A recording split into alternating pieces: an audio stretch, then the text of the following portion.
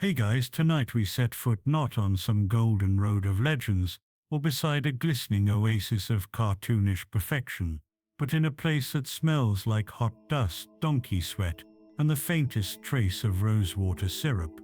You're in ancient Persia, somewhere near the edge of a sun-baked trade road, where the horizon wobbles and flickers like a mirage. The heat, it's not just oppressive, it's theatrical, cloying, almost sentient. Your sandals sink slightly into the gritty ground as you trudge beside a caravan that's moving so slowly it might just be in reverse. You shade your eyes. The air is heavy, like you're swimming through it, and no, there's no breeze. Even the flies seem too tired to buzz. You probably won't survive this, by the way. Not unless you figure out the ancient Persian secret to staying chill, literally. So before you get comfortable, take a moment to like the video and subscribe, but only if you genuinely enjoy what I do here.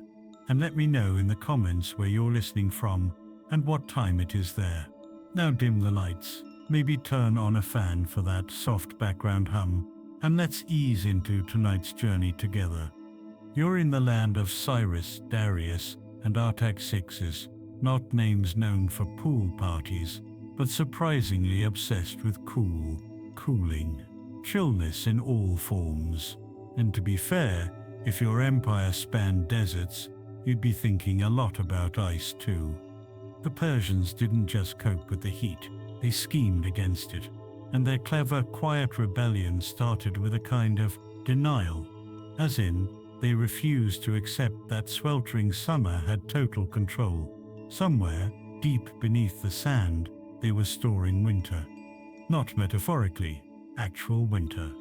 In the dead of summer, when the air shimmered and the goats smelled especially goat-like, select Persians had access to snow, delicate frosty snow. It's the sort of thing that makes you want to lie down and press your face against it until your ancestors thank you. But how? That's where we begin. Imagine trudging through the dry hills north of Persia's core, maybe near the Alborz Mountains. It's late February, and a group of men are carving snow out of shaded hollows, wrapping it in layers of straw, felt, and camel hide. Slowly they pack it onto mules, camels, and yes, sometimes oxen pulling sledges that creak and groan like sleepy furniture. This is the snow caravan, and this snow has a destination.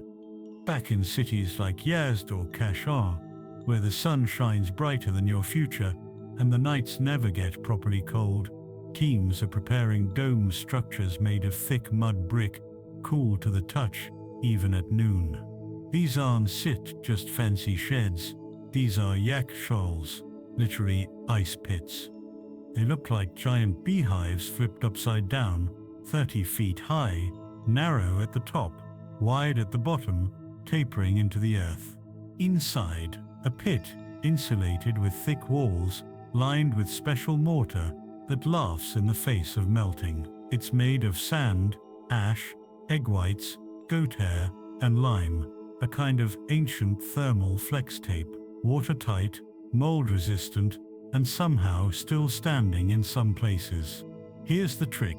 Once the snow gets packed into these pits, it's left alone. The Yakhchāl stays closed. Air circulation is minimal.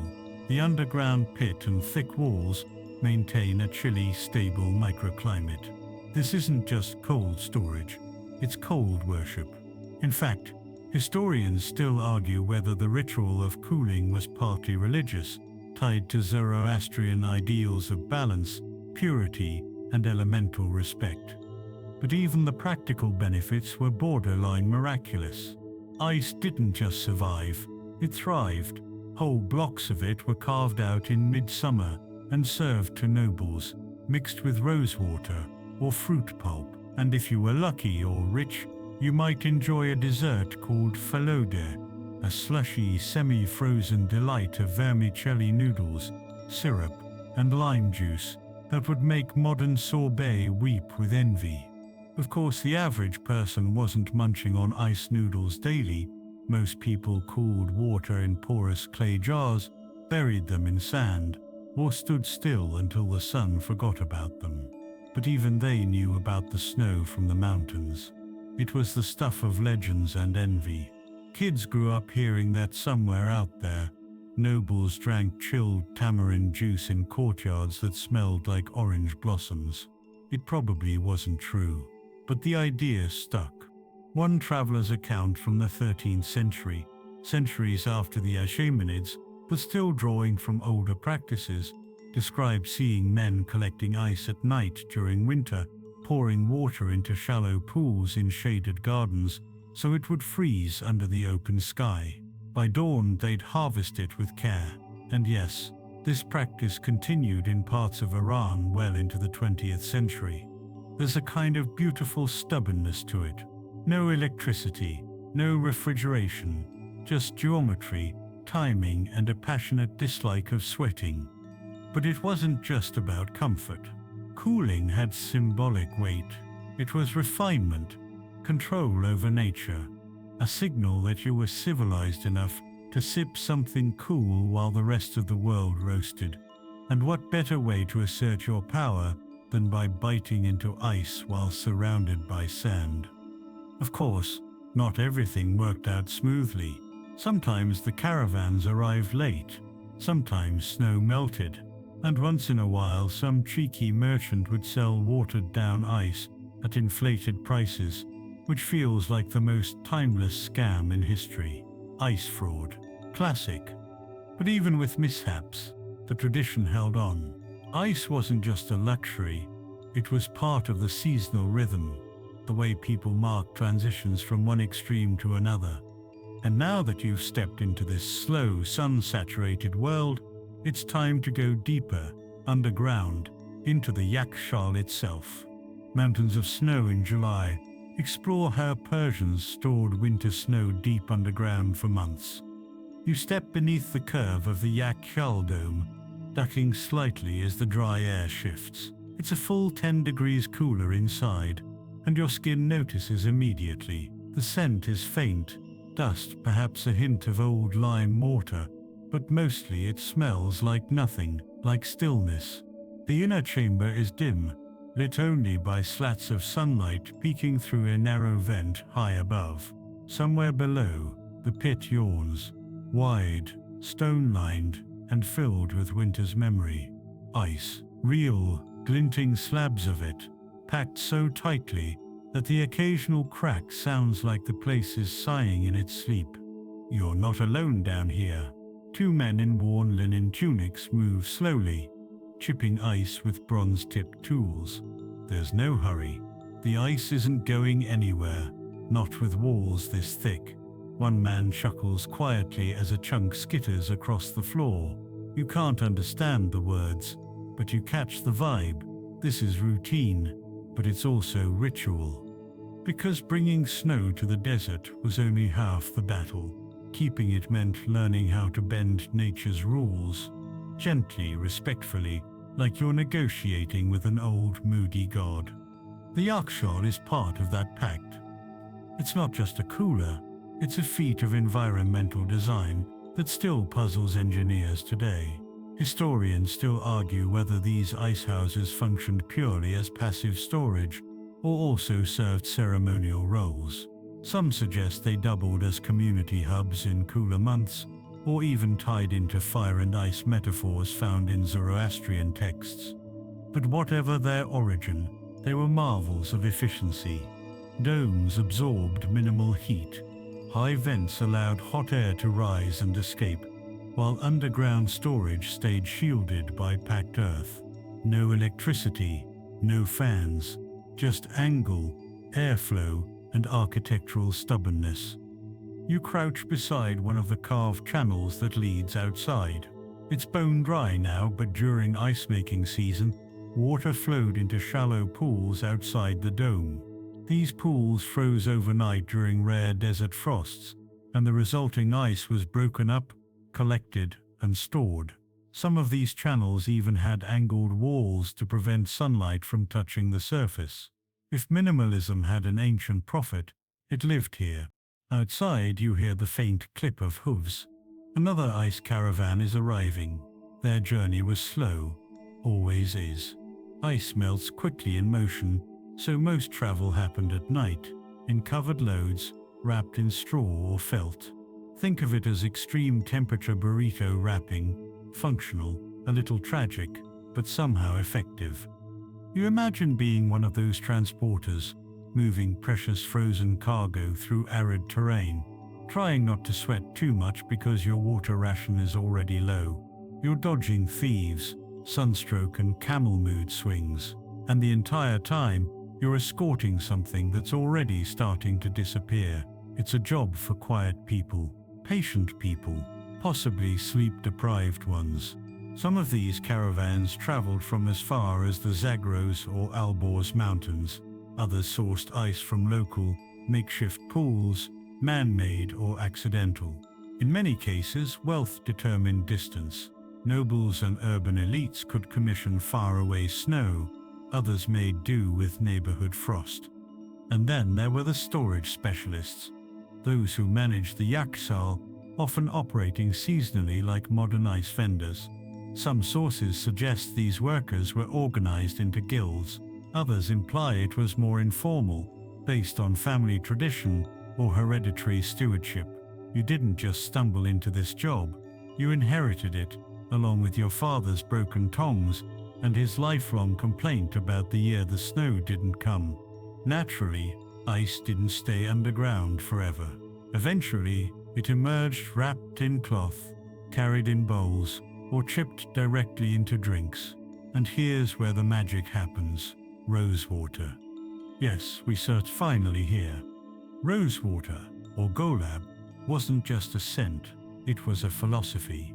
Distilled from petals, harvested in the cool mornings of spring, it was used to perfume clothing, sweeten drinks, cleanse the air, and even anoint the sick.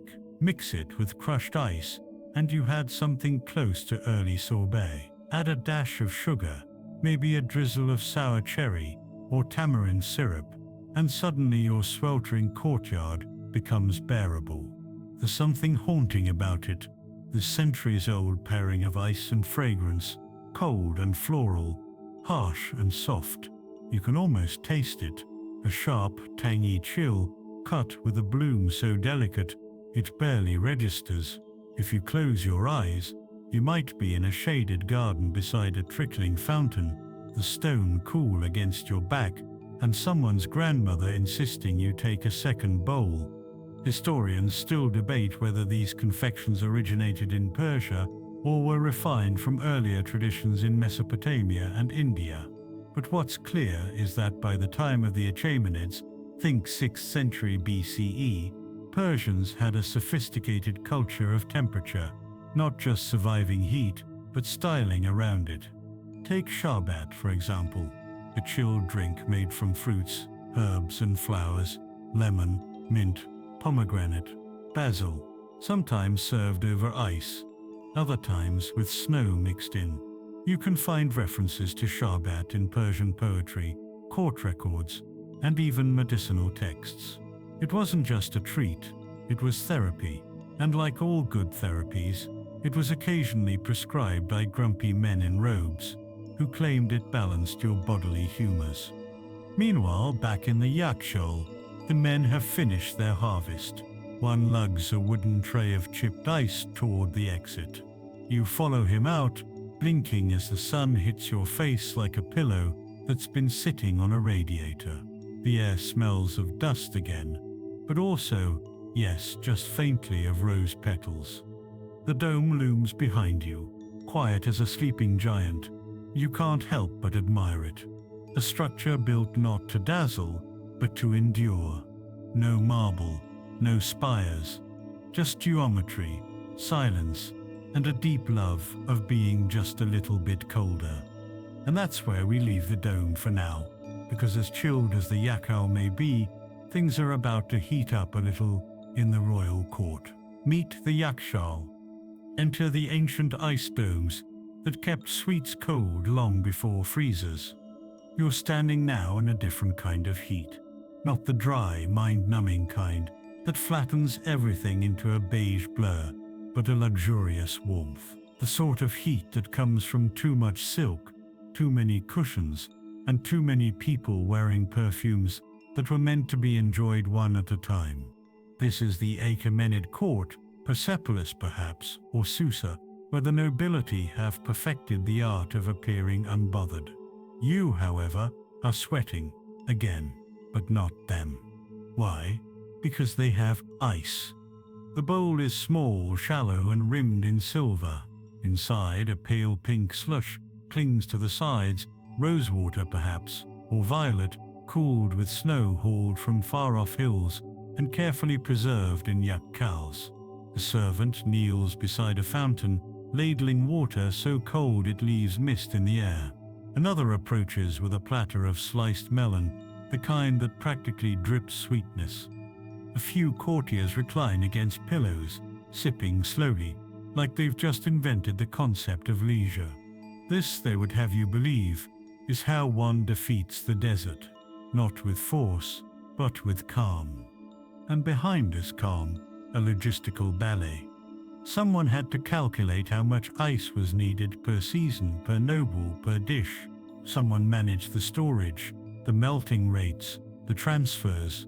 It wasn't written down like a modern spreadsheet, but rest assured, some grumbling administrator had it all in their head, possibly muttering about last year's shortage and Her Highness's sherbet tantrum. Persian elites didn't just consume cold things, they ritualized them. Ice was paired with events, hours of the day, even moods. Sour cherry slush in the late afternoon, cucumber mint in the early evening, citrus for heat exhaustion, rose for melancholy. Historians still argue whether these flavor assignments were based on medical theories or courtly fashion. Some trace it back to Greek and Indian systems of bodily humors, where heat, moisture, and temperament intertwined in confusing charts that definitely did not make anyone feel better. But whatever the origin, it stuck, and by the time you arrived, ice wasn't a novelty, it was an expectation, especially during Nowruz, the Persian New Year, when everything had to be fresh, fragrant, and ideally cool. Guests might be offered fruit syrups, chilled with snow, or even tiny bowls of falodeh, sweetened with lime and topped with crushed pistachio. And yes, falodeh is worth pausing for, because this dish, a delicate, tangle-textured noodle-based sorbet, has no business existing in an empire without freezers. Yet here it is, thin starch noodles soaked in syrup, partially frozen, then stirred to a slushy consistency, somehow refreshing, somehow sophisticated, somehow very, very ancient. Your host gestures for you to try it. You do. It tastes like a cold sigh in dessert form. Meanwhile, in another part of the palace, a different ritual is unfolding. Servants are refilling clay jugs, placed in every shaded corner. These jugs, called zias, are unglazed and porous. Water seeps through their walls, evaporates, and cools the contents inside. You touch one, it's cool, almost startlingly so, considering the heat outside. This is evaporative cooling, and it's so effective, it feels like cheating. Persian engineers use this principle everywhere, on rooftops, in storage rooms, even in portable containers for long journeys. No magic, just science disguised as tradition. In the royal kitchens, ice and chilled water were used for more than drinks. They cooled dairy. Preserved herbs created contrast in feasts, where half the battle was balancing textures and temperatures. A warm lamb stew, followed by chilled pomegranate syrup. Delightful. And yes, presentation mattered. The dishes weren't just served, they were announced, arranged, occasionally composed into flower-like shapes that wilted just a bit under the heat, adding drama. But not everything was luxury. Even in the court, mistakes happened. Once in a while, an ice block arrived half-melted. Someone would scramble, a sherbet would turn runny, a noble would sulk, and somewhere, a young servant would be blamed, silently, forever.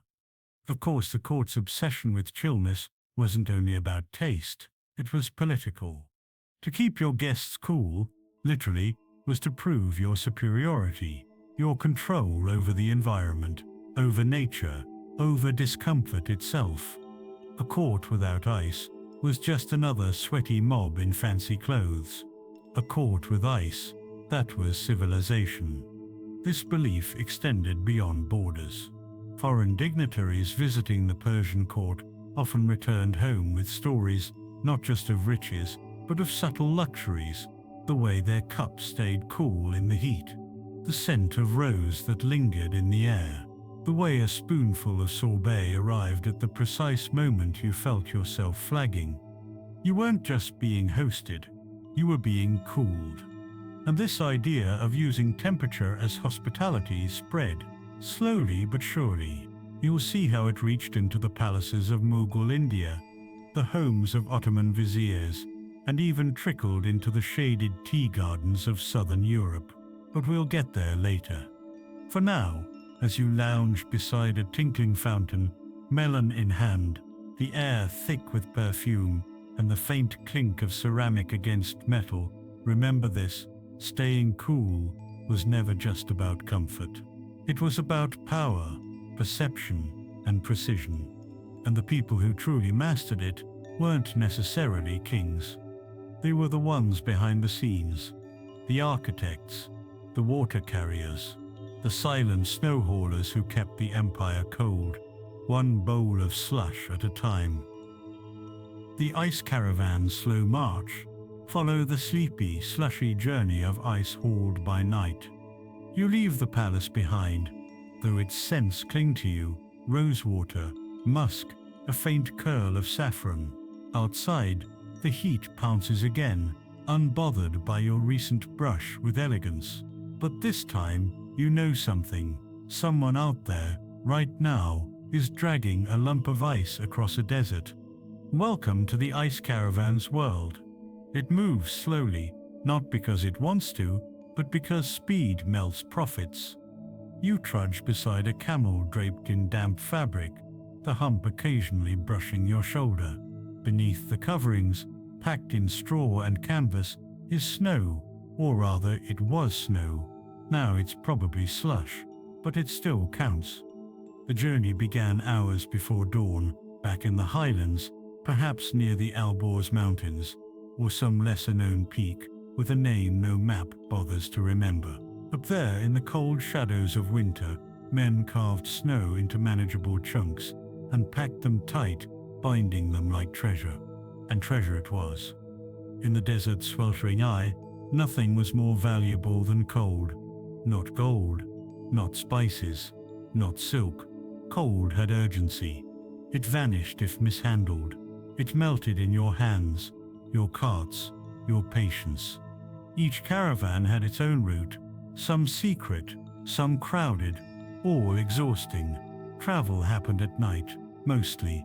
Daylight was the enemy. Even pre-dawn could be dangerous. So these ice caravans moved under moonlight, shadows drifting across the sand, the clop of hooves softened by the weight of straw and sleep. You walk with them now. The silence is thick, broken only by murmured instructions, a cough, the soft jangle of metal on tack. Every so often, someone checks the load, lifting a corner, peering inside, whispering a curse, if the insulation has failed.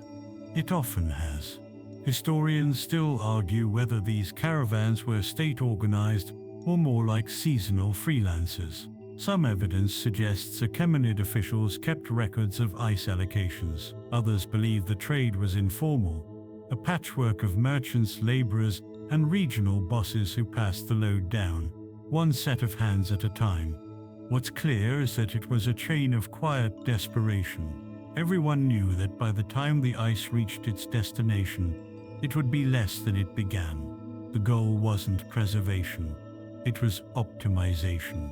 Lose as little as possible. Hope the gods are merciful. There were tricks. Routes with more shade. Wet fabric covers that encouraged evaporative cooling. Buried caches along the way. even makeshift shelters dug into dunes, where ice could rest during the day before resuming its journey at night. And there were people, always people. The drivers, of course, but also the loaders, the insulators, the scouts who rode ahead to check the road. If a wheel cracked, or a camel stumbled, or a dust storm rolled in early, the ice would not wait. And sometimes they lost it all. Imagine you're 2 days from the city. Your load is holding steady. Then the sun rises too quickly. One of your team oversleeps. The pack cover slips. By noon, your precious cargo is half a puddle. What do? You lie. You pretend the order was smaller than expected. You stir a little more rose syrup into the slush and hope the nobles don't notice. And sometimes they don't stick. The beauty of ancient refrigeration is that most people had no idea what perfect cold looked like. If your sherbet was even slightly chilled, you were impressed. If your melon tasted less like sand, you were grateful. But in the city, not all ice was delivered straight to the elite. Markets received it too. Small blocks chipped down for sale by the gram. Vendors hawked it alongside spices, pickled lemons, and cooling cloths. Ice for your drink? That'll cost. Want some to press against your wrist during a fever? Even more. And yes, there were rumors of ice theft. One 10th century poet wrote of a man who stole snow from his uncle's camel and claimed the gods had delivered it. Probably fictional, but possibly not. As the sun crests higher, your caravan finally reaches a walled compound, an urban Yakhchāl, its dome rising like a fat thumbprint against the skyline. The workers groan, stretch, wipe their brows. One flops down on a sack of straw. Another unloads a crate that sloshes faintly when moved. Inside, they unpack the ice. What's left of it, anyway. Not pristine, not pure, but enough. It gets added to the pile, covered, forgotten, until someone needs it again. You wander through the compound, past shallow pools where water once froze in thin sheets, past hanging cloths soaked in fragrant oils to mask the camel smell. A boy offers you a shard of ice on a stick, drizzled with grape molasses. You take it, because why wouldn't you? It tastes like cold hope.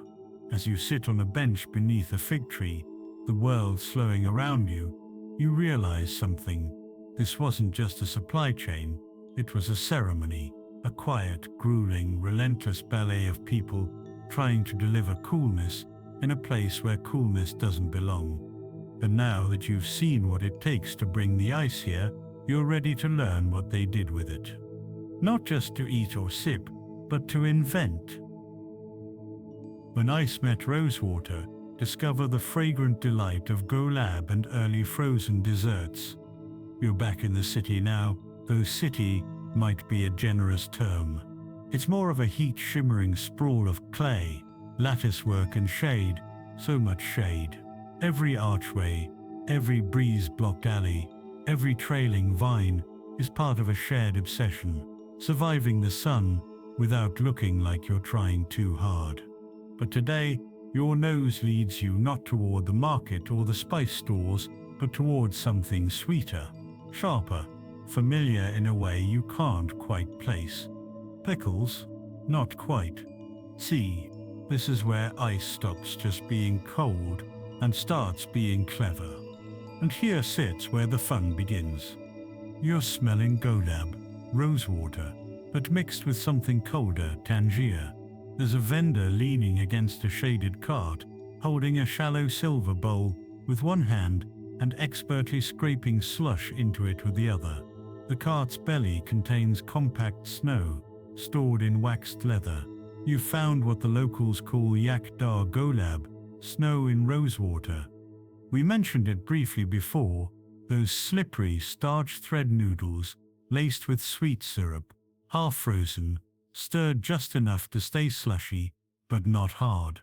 Eating it is like biting into a snowflake that has ambitions. It's chewy, tart, soothing, confusing, and precisely the sort of thing you didn't expect to find in an empire powered by donkeys and incense. Persians didn't just want to chill their drinks, they wanted to transform them, to elevate them, to blur the line between medicine, indulgence, and magic. And that's where you meet your first bowl of falooda. There's debate among historians whether falooda originated here in Persia or was adapted from even older recipes of chilled barley water or rice pudding. The evidence is scattered. Recipes appear in fragments, scribbled into medical texts, palace logs, even poems where lovers compare their heartbreak to melting sugar in snow.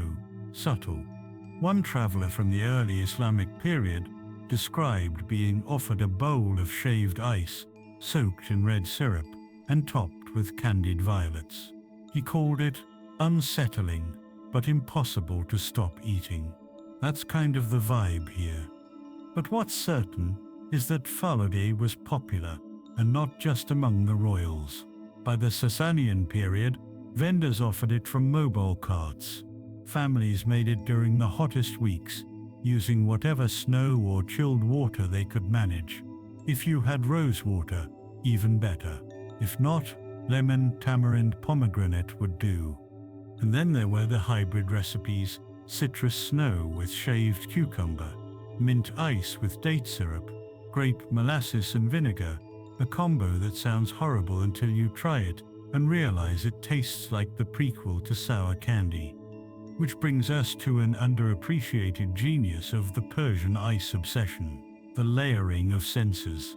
It wasn't set just cold for the sake of cold, it was cold plus, because there's a playfulness to it all, a subtle rebellion. You're in a place known for heat, drought, fire worship, and conquest, and yet here you are, delicately spooning chilled noodles into your mouth, while a breeze stirs a wind catcher overhead. Cold plus floral, cold plus sour, cold plus texture, cold plus poetry, if someone nearby was feeling dramatic, and they usually were. There's even a school of thought, granted speculative, that the ancient Persians' desire to pair snow and perfume influenced later confections in India and Arabia. That gulab jamun syrup traces back to Persian roses. That sorbet's very name, sherbet, is a linguistic heir to these chilled inventions. Historians still argue over how far these culinary footprints stretched, but the influence is hard to miss. Eating these desserts wasn't a break from culture, it was culture, something made in the margins of excess, where innovation hides, a kind of edible engineering. In any case, your slush is melting. You slurp it quickly, a bee hovers, tempted by the syrup. You wave it off and move deeper into the neighborhood, where courtyards hide behind carved doors and jasmine leans lazily over clay walls. Not everyone could afford elaborate ice desserts, but the idea of them trickled downward, like snowmelt through a canyon. Cold treats became symbols not of wealth alone, but of attention, effort, care. Here in the quieter quarters, women stir chilled drinks in wide bowls. Kids pass around cups of sour cherry juice, eyebrows scrunching at the tartness. You spot someone slicing cucumbers onto a tray of snow. It's not fancy, but it's perfect. Because across the street, someone's placing a shallow dish in the center of a fountain. The water laps at its sides. Inside the dish, snow, lemon, a single violet. No one speaks. They just sit nearby watching it melt, and it sets not over yet. Brides were offered chilled rosewater on their wedding night. Patients were cooled with snow-wrapped cloths. Babies teethed on slivers of flavored ice. The rituals grew softer, more personal, and in that you can see the cultural roots of something more profound. A nation using cold not just to survive, but to soothe. Apparently, that sips the point. A court cooler than yours, peek into the Achaemenid elite's summer rituals with chilled wines and sherbets. You've drifted into the cooler shadows of a palace courtyard now, One of those stone-cloistered corners where time seems to nap, where every leaf rustles like it's whispering something too delicate to say aloud. Around you, servants in soft slippers move with practiced ease. No one rushes. Rushing is for the sunburnt. These people glide. They carry trays with clay jugs, beaded in condensation, small bowls of apricot, and cups emitting a faint chill that makes the fingers ache slightly when touched. You've stumbled into the Achaemenid elite's full summer ritual. And here's the thing, it's not just about ice, it's about how it's used. This is a court where presentation is everything. A slice of peach must tilt slightly in the bowl. The chilled drink must leave a ring on the polished silver tray. Even the breeze is curated, thanks to those towering wind catchers above the rooftops, directing airflow like invisible butlers. These ancient cooling towers, called badgers, are engineering marvels. Some historians still argue whether Persians invented them outright or borrowed the idea from Mesopotamians. But what's undeniable is how elegantly they work. You glance up. The tower has 4 vertical vents. When the wind hits just right, it flows down through the tower shaft, pushing cool air into the rooms below while the warm air gets flushed out. Even when the outside is hotter than a cauldron full of sunbeams, the interior can feel almost pleasant.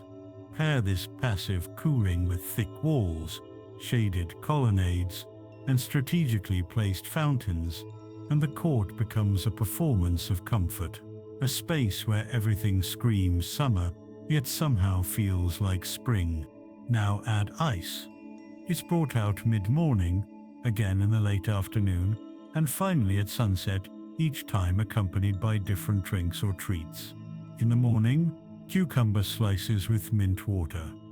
Afternoon, grape sorbet with a twist of sour plum. Evening, chilled pomegranate juice with a whisper of cardamom. Even the way ice was served mattered. For instance, elite households sometimes kept bowls in caravans, underground channels of water that tunneled from mountain springs to the cities. A servant might lower a tray into the channel, letting the current cool the metal before it was used. Not just practicality, theater. Because cooling wasn't just a science, it was a symbol. It meant mastery over the harshest parts of the world. It meant refinement, grace under literal fire. When a noble offered you a chilled drink, it was a subtle flex, a way of saying, my household is so in control, even the heat obeys us. And it didn't stop at the court gates. In summer festivals, public squares were misted with rosewater. Ice fragments were tossed into public fountains for effect. Vendors offered cups of chilled tamarind to passing children, some free, some not, depending on the mood. There's even a 9th century anecdote about a minor noble who imported snow just to cool his pet monkey during a heat wave. You can almost hear the historian rolling their eyes as they wrote it. Meanwhile, in the palace kitchens, cooks worked to make dishes that tasted cold. A sherbet might be garnished with a leaf that numbed the tongue. A pastry could be paired with a chilled honey glaze, and all of this happened long before thermometers or refrigeration. The staff knew the signs, the sweat line across the back of the neck, the speed of melt on a bowl's rim, the sound of dripping too fast from a storage jar. Cooling wasn't just a skill, it was a 6th sense. Women in the palace often oversaw much of this cooling artistry. Though rarely mentioned by name, they controlled domestic domains where the details mattered. How the drinks were flavored, how the rooms were scented, which flowers were crushed into perfume and which were frozen into syrup. One whispered family recipe involved steeping dried apricot with saffron and snow, then straining it through silk to catch the crystals. The result was gold in a bowl, half drink, half slush, entirely luxurious. And it wasn't just about flavor. These chilled offerings were thought to balance the body. You didn't drink sherbet just because you were hot. You drank it because your inner heat was rising, and your spleen was probably angry about it. Yes, ancient Persian medicine had spleen opinions, many of them. Historians still debate whether this link between temperature and health was more superstition or early holistic insight, but the belief was widespread. Cooling treats soothed more than just the body. They restored harmony. And harmony was everything in a court like this. As dusk settles, servants light oil lamps shaped like lotus petals. The scent of citrus peel curls in the air. Somewhere, music begins. A reed flute, a low drum, maybe even a lute.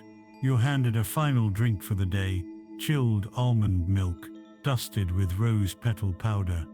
You sip it slowly. It tastes like quiet. This court may be gone, the empire scattered by time and conquest, but its legacy endures in every ice house, in every slush cart, in every place where people use cold, not just to endure, but to impress. And now that you've seen how the elite chilled their way through summer, you're ready to see how they fought heat with scent. Desert architects versus the sun, marvel at wind catchers, passive cooling, and the original AC engineers. You wake the next morning, figuratively of course, to the sound of something being crushed underfoot.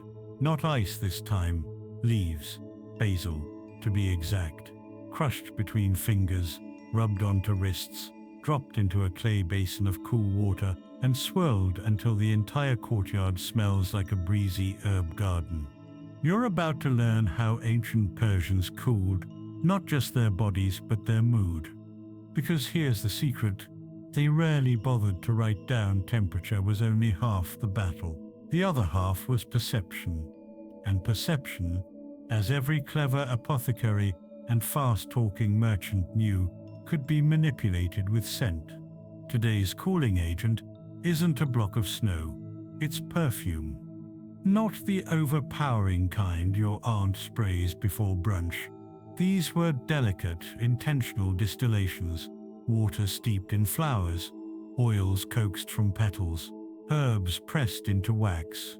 The point wasn't to dazzle, it was to shift your sense of place, to trick the brain into thinking it had wandered into a shaded garden, even if you were 3 feet from a camel and sweating through your robe. And nowhere was this trick used more masterfully than in Persian homes. In the late afternoon, just before the heat finally releases its grip, women of the house would open the carved screens that let breeze pass through the shaded rooms. Just beyond the lattices, trays sat in partial sunlight, holding slices of lime, curls of lemon peel, crushed mint, and soaked rose petals. Their scent drifted in on the faintest gust, carried and magnified by the architecture. It wasn't steady, just pleasant. It was cooling. You inhale now, slowly. There it is. That illusion of freshness, that hint of moisture. No snow in sight, but your skin prickles all the same. Historians still argue whether scent's role in Persian temperature control was deliberate science or just aesthetic accident. But ancient texts make it clear the connection between coolness and fragrance was everywhere. In the royal courts, servants burned aromatic herbs in slow, smoldering braziers, not to warm the room, but to mask the smells of sweat and stale air, to anchor the mind somewhere gentler. In temples, frankincense mixed with rose oil floated from censers, filling the air with something both sacred and oddly refreshing. And in medicine, scent had power. A chilled cloth, soaked in vinegar and lavender, might be laid across the chest of a feverish child. Jasmine oil was used to calm fits and fainting. Crushed basil leaves, kept cold in wet cloth, were pressed against the forehead to chase out the fire in the head, as one 11th century herbalist poetically put it. You pass a young boy now, skipping barefoot along a garden wall. In his hand, a reed straw jammed into a clay jug. You peer in. Inside is water tinged green with lime and basil. He grins, takes a long sip, then dumps the rest over his head and laughs like a prince. Cooling wasn't always refined. Sometimes it was just joyful. Now you're entering a hammam, a bathhouse. You expect heat, and sure, the steam hits first, but then a pause where someone presses something to your neck. A soft cloth, damp, cold. It smells like cucumber and violet. You inhale reflexively. The air inside your lungs feels sharper, cleaner. Someone murmurs a phrase you don't quite catch. It sounds approving. They knew what they were doing, these scent makers. One merchant in Shiraz once claimed his blend of 7 florals could make winter bloom in your head, even as your feet sizzle on the sand. Exaggeration, sure, but not by much. You try his oil. It smells like rain and nostalgia, and suddenly, yes, your shoulders do drop a little.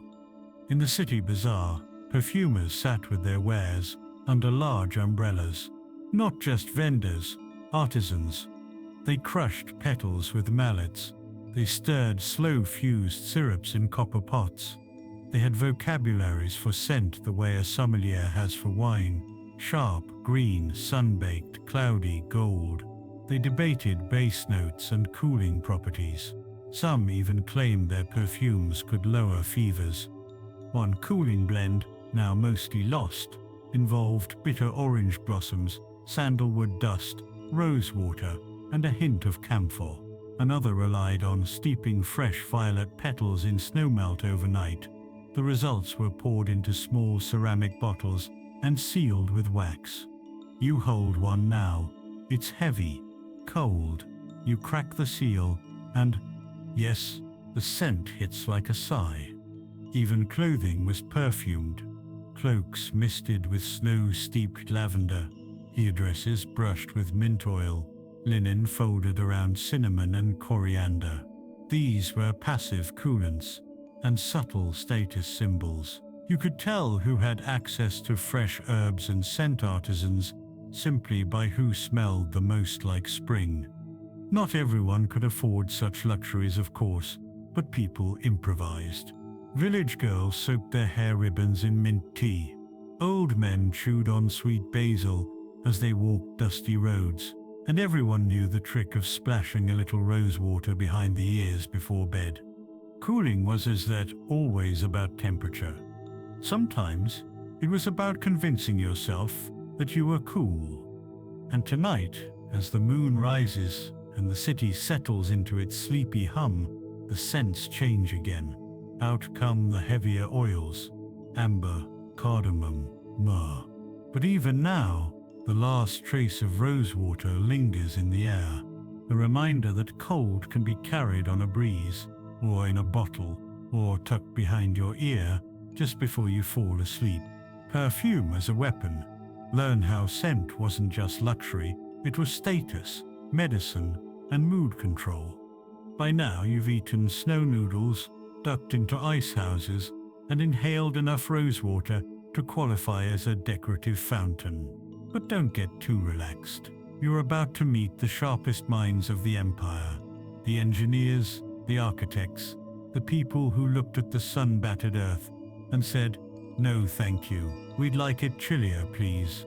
Because while emperors lounged and perfumers spritzed, there were also thinkers, quietly brilliant and usually sunburned, designing ways to push the temperature down without ever lifting a fan. You're standing now in front of one of their triumphs, a tall, narrow tower, dotted with slits and louvers, perched like a bird on the roof of a dusty home. This is the Bad Gur, or wind catcher, a masterpiece of passive cooling.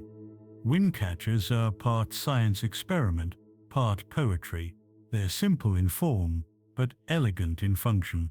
Tall shafts that pull in breezes from above and direct them downward into living spaces. Warm air rises, cool air falls. The structure does the rest. You step inside the house, and the difference is instant. The air flows, not loudly, not in a dramatic whoosh, but like a polite whisper brushing your cheek. It's cooler here, not because someone flipped a switch, but because someone understood air better than most people understand their spouses. And this wasn't a luxury reserved for nobles. Wind catchers popped up on homes of all sizes across Persia, from Yazd to Bandar Abbas.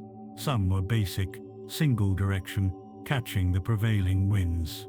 Others were elaborate, with 4 or even 8 shafts, rotating airflow like an ancient thermostat dial. Historians still argue whether these innovations began during the Achaemenid period or were perfected later under the Islamic caliphates. The archaeological record is blurry, but the principles behind them are timeless and weirdly sustainable. That's the thing.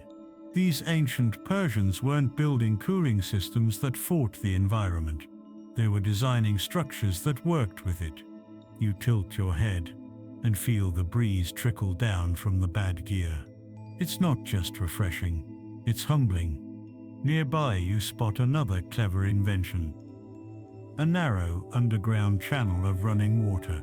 This is a qanat, a gently sloped tunnel dug from mountain aquifers, transporting cool groundwater across miles of blistering land without pumps or pipes. You crouch near its mouth. The air smells like wet stone and patience. The water is shockingly cold. It's also part of the house's cooling strategy. In some homes, qanats were routed beneath floors, letting the water's chill radiate upward. Others ran beside walls, where ceramic jugs could be set to stay cool. 1 or 2 even passed beneath garden beds, giving thirsty basil roots a stealthy drink.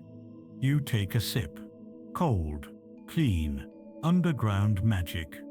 In Yazd, one of the oldest continuously inhabited cities on Earth, wind catchers and qanats were used together to create full-room air conditioning centuries before electricity. Some homes had underground summer chambers called sherbet, cooled by airflow and running water. You descend into one now, vaulted ceilings, stone benches, air so crisp it smells like someone left a window open in heaven. One local legend tells of a scholar who wrote entire treatises on architecture inside his Shabastan, sipping snow-cooled tamarind water while temperatures outside climbed toward 110 degrees Fahrenheit. We can't verify that he finished his book, but we like to think he was very comfortable while procrastinating. This pairing of earth, water, and airflow wasn't just impressive, it was scalable. City planners laid out neighborhoods to maximize shade. Builders positioned homes to catch the best breezes. Even public squares were designed with airflow corridors in mind. The cities themselves became tools for temperature control. Of course, mistakes happened. One 12th century engineer reportedly designed a house with a reverse flow badger, accidentally funneling hot air directly into the master bedroom. The family never forgave him, neither did the goats. But these missteps were rare. More often, you find a kind of gentle genius at play. Clay walls mixed with straw to prevent heat. Whitewashed exteriors reflecting light. Narrow alleys keeping direct sunlight to a minimum, while encouraging circulation. Even roofs were treated with care. In some regions, domed ceilings had hidden vents that released rising warm air. Others were flat, used for sleeping on hot nights. Families would sprinkle water on the roof before bedtime, letting evaporation cool the surface. By midnight, you'd be sleeping under stars on a mattress of quiet cold. And the best part? This wasn't engineering for the elite. These techniques appeared in farms, villages, and homes of modest families. Cooling was seen not as luxury, but as necessity, a common good, a right. You pass a group of boys now, playing beside a qanat outlet. One fills a goatskin bag with water and swings it overhead, letting the droplets spray down like a burst of handmade rain. They shriek and scatter. One flops down on the ground, arms wide, grinning. You don't need a translation. In a world this hot, cooling was also a kind of joy.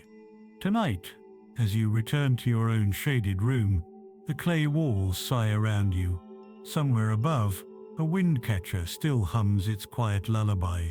The air is cool again. Not cold, not forced, just cool enough to remind you someone, centuries ago, looked at this same sky and thought, we can make this better. And then they did. Cucumber sorbet and politics.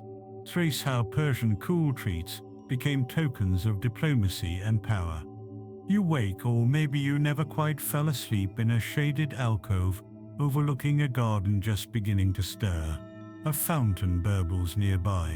Something sweet is stewing somewhere out of sight. And before you ask, yes, it's cold. Today we turn our attention from homes and ice houses to the wide corridors of diplomacy, where cooling wasn't just comfort, it was strategy. In ancient Persia, to offer a guest chilled water flavored with saffron and lime was not just hospitality, it was messaging. You are welcome. You are honored. Also, did you notice how cold that glass was? We set her kind of amazing. Because here's the quiet truth. Coldness, whether in sorbet or in silver cups, was part of how the empire negotiated its power. And nowhere was this clearer than in the art of food diplomacy. You're now seated in the inner courtyard of a summer palace, dressed in borrowed linen that smells faintly of cedar and goat milk soap. Before you, on an elaborate platter, rests a chilled dish, so fragrant it almost makes your eyes water.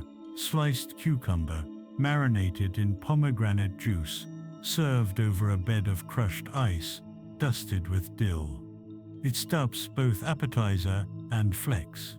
See, when Persian envoys traveled abroad to India, to Egypt, to Greece, they didn't just bring scrolls and tribute. They brought recipes, methods. They invited foreign dignitaries to experience Persian summer survival, to sip sherbet under silk canopies, to be handed a dish of pickled quince from a bowl, cooled by mountain snow. And when they came to Persia, oh, they were dazzled. Greek accounts mention Persian banquets, where guests were served not just lavish dishes, but drinks cooled in stone basins of ice. Alexander the Great, legend has it, was so taken by Persian cooling techniques that he adopted them for his own court, not just the ice, but the styles of presentation, the way every cup was a symbol of quiet control. And it wasn't just emperors. Merchants picked up the trends too. Recipes traveled along the Silk Road, not just on paper, but in memory, in mouths and muscle. Somewhere along the route between Persepolis and Samarkand, you could find a sherbet seller serving a tamarind snow drink that neither city could claim entirely, but both called their own. There's a 10th century description of a diplomatic banquet where Persian hosts presented a cold soup of melon and yogurt in gold-rimmed bowls chilled with night snow. The guest reportedly wept. Some say from awe, others say from indigestion. History can be vague. But make no mistake, these cooling dishes weren't just for flavor. They played to deeper cultural expectations.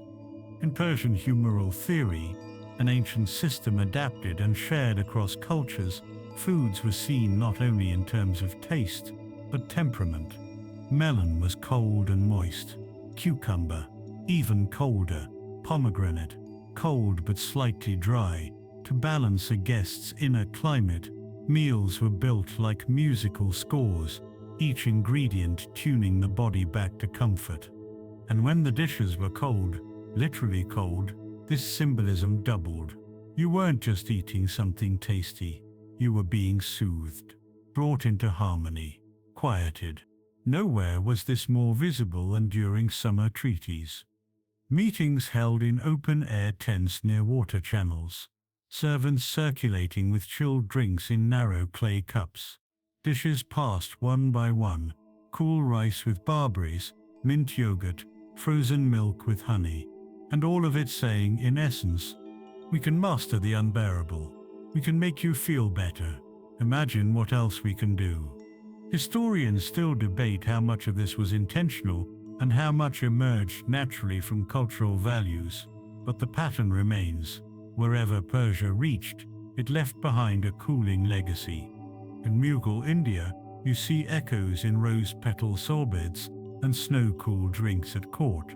In the Levant, in syrupy sherbets sold from copper kettles. Even parts of southern Europe adapted chilled herbal liqueurs, likely inspired by Persian digestives. Of course, not every experiment caught on. A 14th century traveler recorded a recipe involving iced turnip soup garnished with salted fig slices. It did not survive, and probably for good reason. But the principles endured. That chill, that contrast, that refreshing flick of cold against the backdrop of sweltering heat, it spread like shade. You finish your dish now. The cucumber is gone. The ice has melted into pink-tinted puddles. A servant offers you a cloth, scented with rose and citrus, chilled in a bowl of water. You press it to your neck. It feels like waking up again. And as you lean back, watching dragonflies loop lazily through the garden, you realize that cooling, true Persian cooling, was never just about surviving heat. It was about redefining it. Women, water, and whispered recipes glimpsed the quiet genius of domestic cooling passed through matriarchs. You've walked through courts and kitchens, caravans and gardens, but now your path turns inward toward the quiet rhythms of Persian homes, where cooling wasn't spectacle, but survival, passed softly from generation to generation, like a well-worn fan or a whispered recipe. Today we visit the women who made cold happen when there was no snow in sight, no ice, just ingenuity. You're sitting in a shaded Anderuni, the women's quarters, a courtyard ringed in carved wooden latticework, the air heavy with basil, wood smoke, and something baking in the sun that smells complicated. A woman leans over a clay pot blowing gently. Inside a concoction of lime juice, dried plum and bits of pickled orange peel. Not dessert, not medicine, something in between. She glances at you, says nothing, but gestures for you to taste. The flavor slaps you first. Sour, salty, cold. Then comes the depth. Rosewater, maybe? A hint of mint. You're still thinking about it, 20 minutes later. This is what cooling looks like when no one's watching. And it's brilliant. Historians often ignore these spaces, partly because the records are scarce, and partly because old male scholars didn't think a cucumber sorbet was noteworthy. But what happened behind these walls was crucial to everyday Persian survival.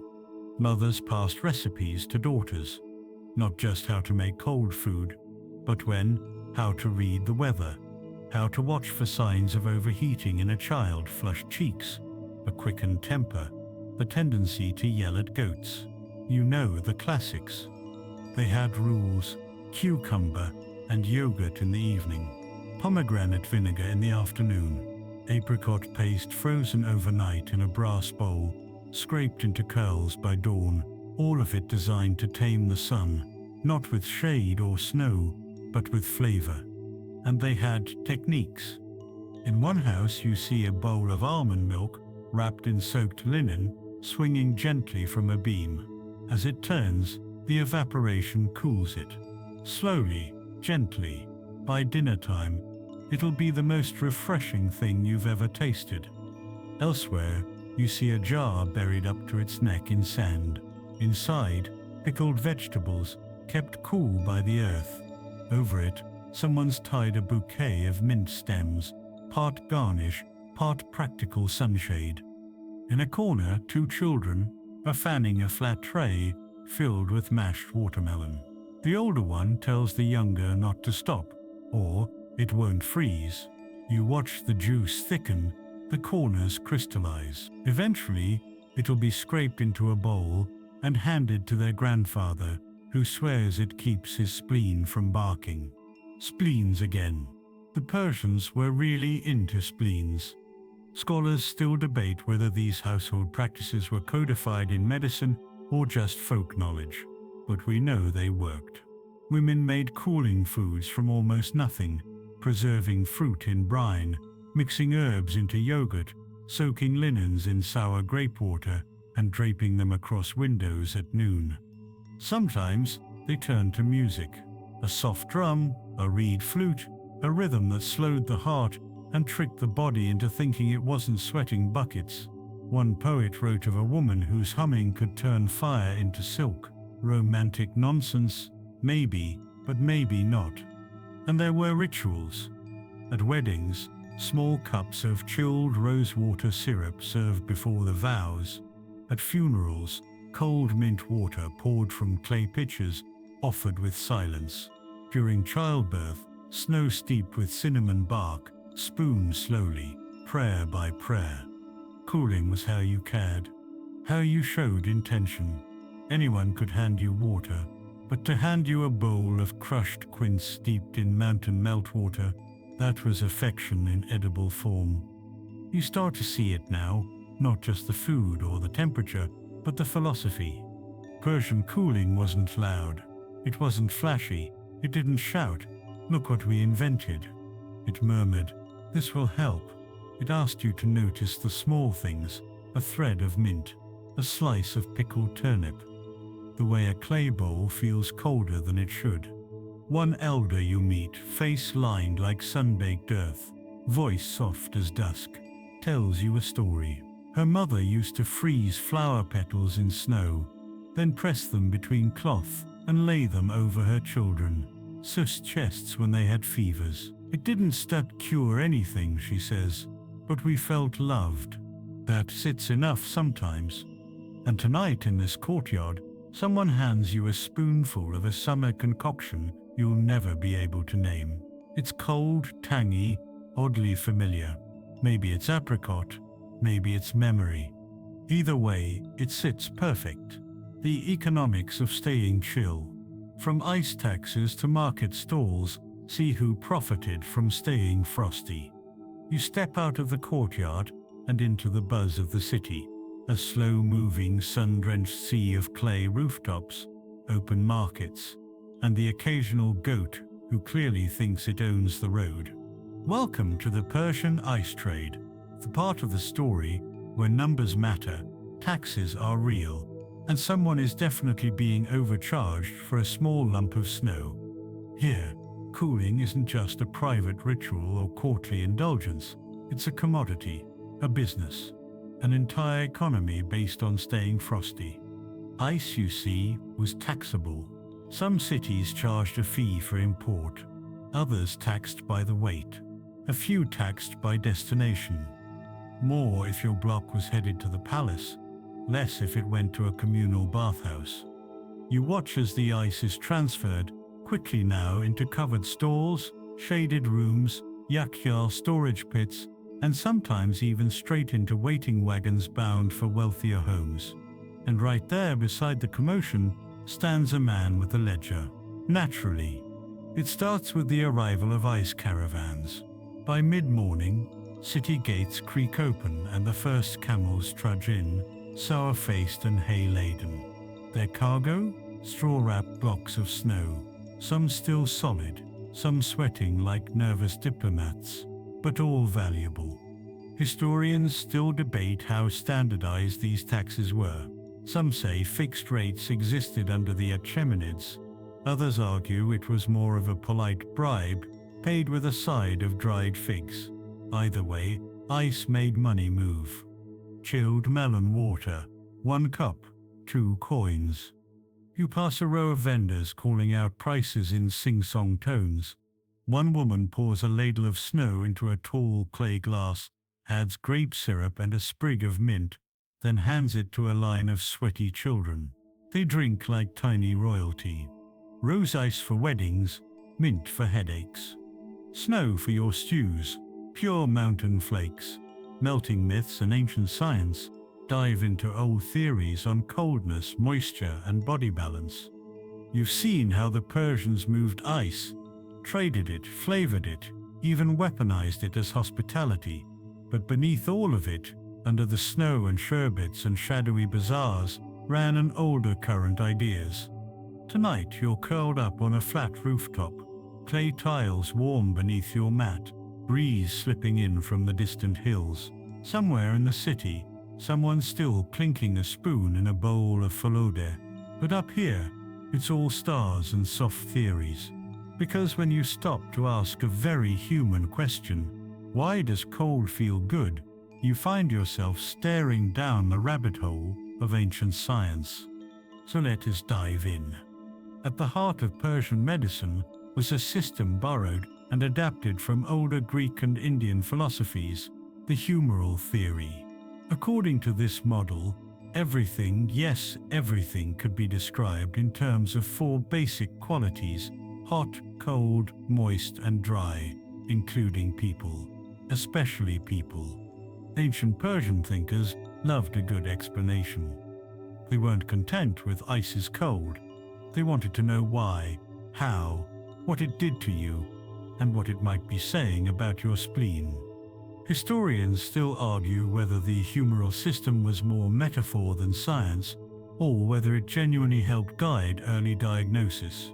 What's clear is that the theory provided a kind of logic for daily life, and cooling was a major player in that logic. Each person had a unique balance or imbalance of these qualities, which determined their temperament, their health, even their food cravings.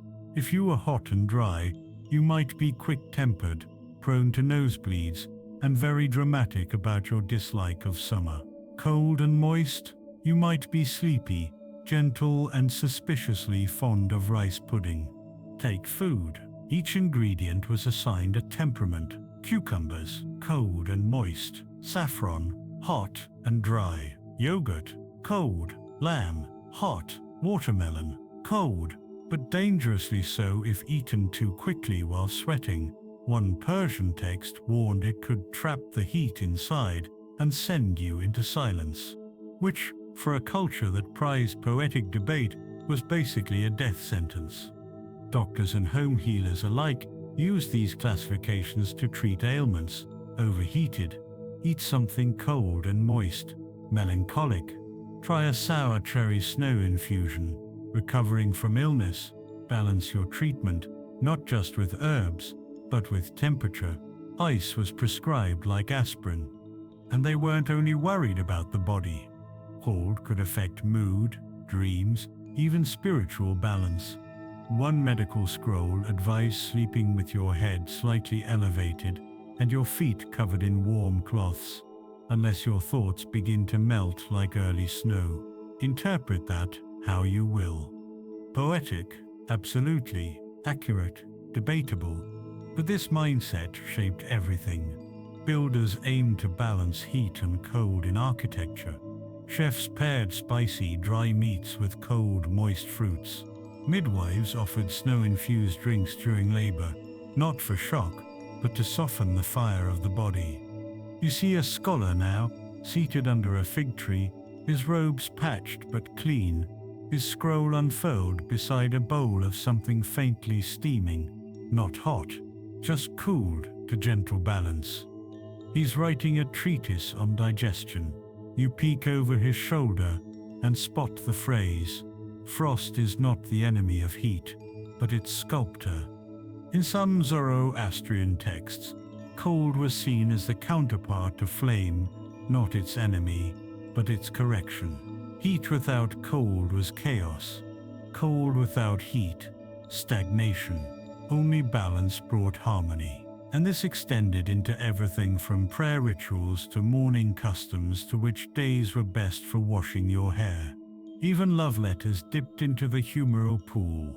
One 13th century admirer wrote, "You are heat to my cold, and yet I am not cured." Romantic and medically confusing. There was a metaphysical side too, and yet there were limits. Fridays, if you're wondering, but only in spring. Too much cold, dangerous. One 9th century medical writer warned against drinking chilled grape syrup after swimming or arguments. The body, he said, was not yet calm enough, which feels like good advice generally.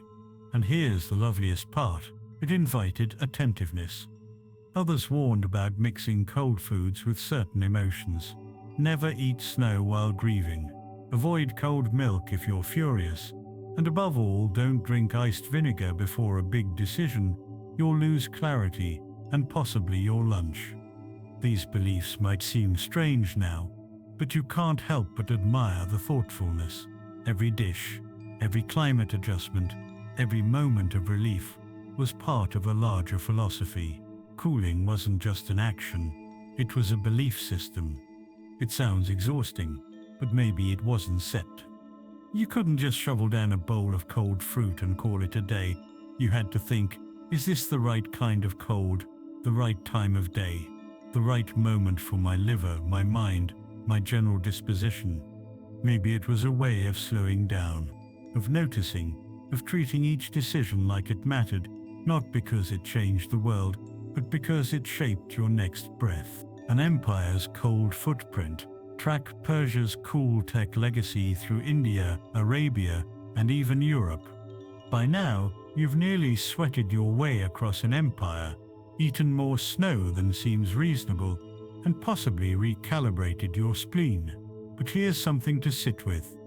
This Persian passion for cold didn't melt away with time. It spread. Like chilled perfume on a warm wrist, it lingered in neighboring lands, whispering its way east-west and far beyond the borders of the Yakhchāl and the wind catcher. Tonight you follow its trail. You begin in India, where the Mughals, descendants of both Mongol conquerors and Persian aristocrats, embraced cooling culture like a long-lost sibling. Their courts shimmered with Persian influence, from architecture to etiquette, from poetry to pastries, and yes, ice. The Mughals didn't just build palaces, they built palaces with ice pits, structures modeled on Persian Yakhchāls, used to store snow carried down from the Himalayas by long caravans of exhausted porters. If you think lugging ice across the desert is tough, try it on a mountain goat trail.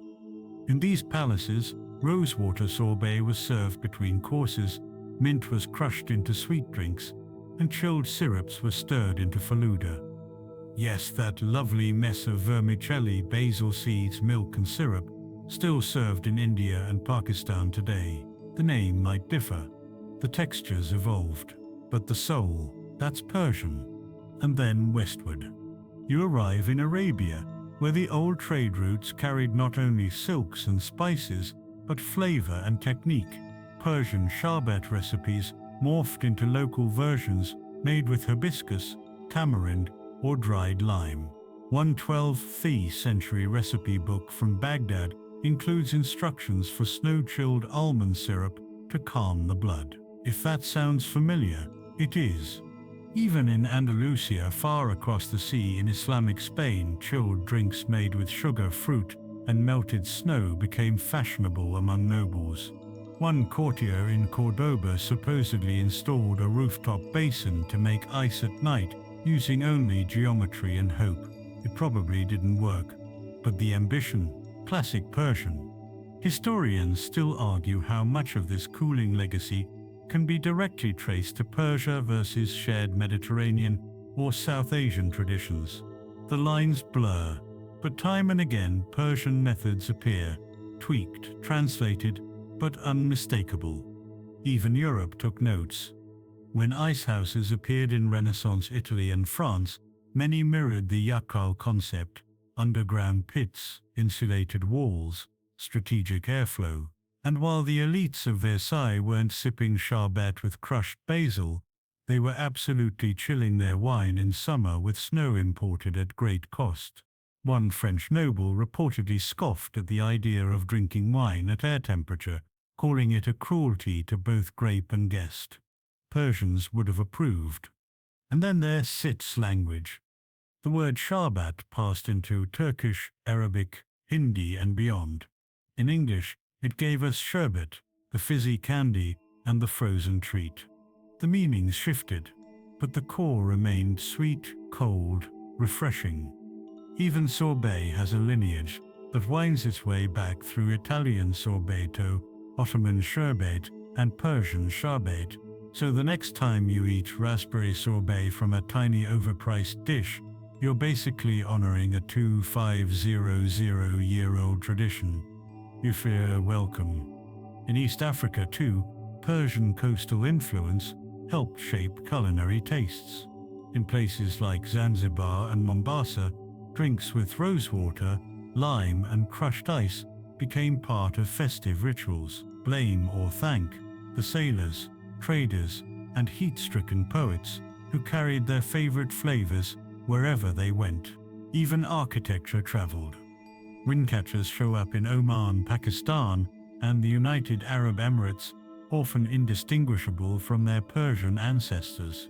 Qanats, too, stretched far into Syria and Morocco, watering oases and city blocks long before anyone plugged in a pump.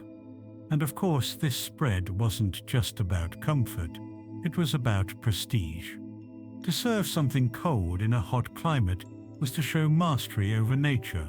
To perfume the air with snow-cooled rosewater was to declare, we are cultured, we are powerful, we are not sweating. The message translated across languages, across dynasties.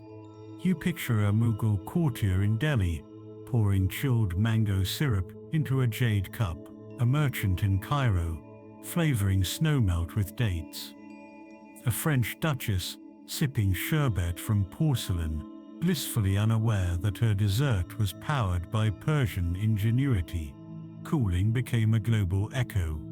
Not always exact, not always named, but present in every ice cellar, every chilled drink, every heat wave where someone thinks, what if we made this cold and fruity? And the legacy continues. In modern Iran, people still drink sherbet, still build Yakhchāls, some restored, some reinvented. In some villages, qanats still flow, and across Persian kitchens, generations still make summer dishes based on the same logic. This is cold, and cold is kind. And now, here you are, seated on a wooden bench in a courtyard that might be in Tehran or Tunis or Toulouse. Someone hands you a drink. It's pale green, cold, slightly sweet, possibly mint, possibly basil. It doesn't matter. You sip, you sigh, you join a centuries-old continent-spanning tradition of people who understood one thing better than most. Heat is inevitable, cool is earned. The scent of memory. Reflect on why ancient smells linger in language, culture, and even lullabies. You rise now from your bench, the last drops of sherbet still clinging to the rim of your cup, and wander slowly into the part of the story that smells less like rosewater and more like memory. Because the thing about all this, ice, scent, chill method, is that it doesn't stay cold forever. Empires shift, roads decay, snow stops falling where it used to, and the Persian mastery of cooling, like so many gentle marvels of history, begins to slip into the past. But not all at once. Your feet take you into a courtyard that feels paused. It might be 300 years ago, might be yesterday. Vines grow lazily along the walls, and the old windcatcher overhead stands intact, though no breeze stirs it now. In a corner, someone is brushing dust from a basin. Another person wipes down the mouth of a dry qanat as if it might still whisper with underground water. There's no ice here, but there's still care, still habit, still the ghost of cooling culture. You sit quietly. This is what it looks like when an empire's temperature softens, not with drama, but with slow forgetting. By the late 19th century, many of Persia's oldest cooling systems were falling out of use. Some were dismantled by modernization, others simply collapsed, no longer maintained. Railways replaced camel caravans, refrigeration units flickered to life in urban households. Ice, once delivered by moonlight and mule, arrived with the flick of a switch. Historians still debate whether this transition was smooth or jarring, whether the old systems faded peacefully or whether their loss was felt as deeply as a vanished language. We do know this: colonialism played a part. With new rulers and imported technologies came different values. Western ideas of progress dismissed wind catchers and Yakhchāls as primitive. Clay jugs and snow sherbets were seen as quaint curiosities, not refined inventions. The knowledge of seasonal snow storage, too slow, too dusty, too brown. And so, bit by bit, the cold got colder, sterile, mechanical, functional, but forgetful. You imagine a household once proud of its Yakhchāl now replacing it with a humming icebox. A vendor once praised for his syrup blends now sidelined by canned soda. A grandmother, bowl in lap, no longer asked to explain how to sweeten pickled plums with snow. But not everything melted. Some families kept their recipes alive. A few old ice pits were preserved, first out of nostalgia, later as architectural marvels. Engineers re-examined cornets and realized their genius. And somewhere in Yazd, a wind catcher still breathes cool air into a courtyard, not because it's needed, but because someone remembered how to let it work. Even the smells linger. You catch one now, faint rosewater on the air. Not enough to name, just enough to recall. Because memory works like scent. It drifts in uninvited. It anchors itself to spaces we didn't know were vulnerable, and it survives in the smallest things. An herb in a drink, a cracked ceramic bowl, a child asking why water tastes colder when you drink it from a clay cup. And you're part of that memory now. Because you've wandered through more than just a history of cold. You've walked through centuries of intention, of people, often unseen, who fought the sun, not with fire, but with thoughtfulness. They didn't just want to survive heat. They wanted to reshape it, to turn a furnace into a garden, a sweat-soaked afternoon into a moment of flavor, silence and shade. Tonight, someone in a modern kitchen makes do, without knowing they're stirring the past. A tourist in Shiraz drinks chilled rosewater from a glass and wonders why it feels like home. And maybe, just maybe, a child sneaks a piece of ice and thinks it tastes like something ancient. Because it does. This was never just about ice. It was about the art of easing hardship, of turning the unbearable into the beautiful. Ice interrupted. Follow how changing empires, climate and colonialism melted away the old ways. The journey winds down now, as all good things and all cold things eventually do. The sun is lower, the air gentler, and you're walking slowly through a garden on the edge of a forgotten city.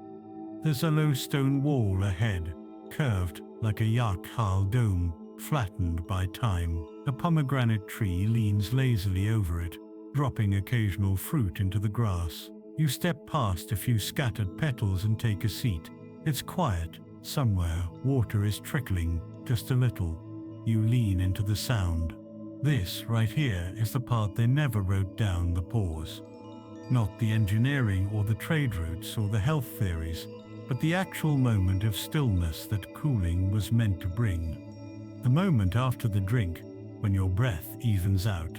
The moment after the fan stops, but the breeze still lingers. The moment after the bowl of sherbet is gone, but the chill is still humming behind your teeth. This was the point all along.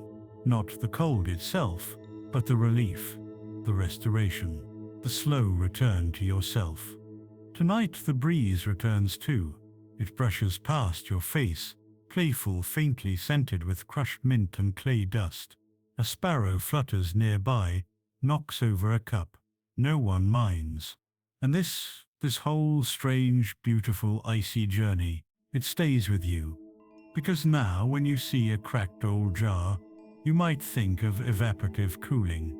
When you sip something chilled in the dead of summer, you might remember the snow that once rode through the night. And when the heat presses too hard, and everything feels heavy, you might remember that people thousands of years ago found ways to soften the world with nothing but snow, syrup, and patience. The Persians didn't conquer the heat. They danced with it, outsmarted it, made it delicious, made it sacred. They made it bearable. And maybe, in your own small way, you can do the same. Wind down, 300 words.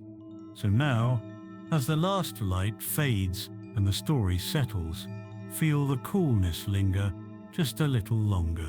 Let your muscles soften, your breath grow slower, and the hum of distant centuries echo gently in your mind. There's no need to remember every detail. The Yakhchāls, the wind catchers, the sherbets and snow, they'll all be here if you ever want to return. For now, you've seen what cold can mean in a world that was never meant to be easy. You've tasted the patience of people who refuse to let the sun have the last word. You've stood inside domes made of mud and moonlight. You've learned how silence, scent, and a chilled bowl of something strange can turn even the harshest afternoon into a place of rest. Let that stay with you, not as history, but as comfort. Tonight you lie back beneath a paper-thin sky, a fan spinning softly overhead, or maybe just the memory of one. Somewhere nearby, a glass sweats faintly on a windowsill, and somewhere inside you, a quiet voice says, "We found a way to make it cool, even here, even then." Sweet dreams.